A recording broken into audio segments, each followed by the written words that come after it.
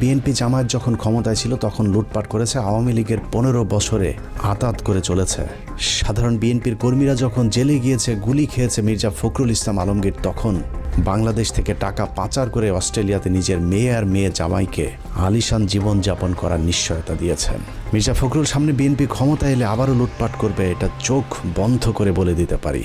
আবার যদি কখনো আওয়ামী লীগ ক্ষমতায় আসে, তারপরেও ফখরুলের কিছুই হবে না, কারণ সেই পথটাও তিনি আগে ভাগেই খোলা রেখেছেন। শেখ মুজিবুর রহমানের যে মূর্তিটা ছিল, সেই মূর্তিকে দড়ি বেঁধে টেনে ইঁচড়ে ফেলে দিত। তিনি তো আমাদের নেতা ছিলেন, খারাপ লেগেছে।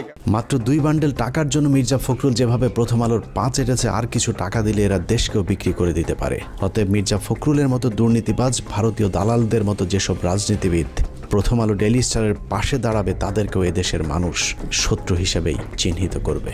কে বিএনপি আর জামায়াত করে দেখার একদম সময় নেই। প্রথম আলো ডেইলি স্টারের পাশে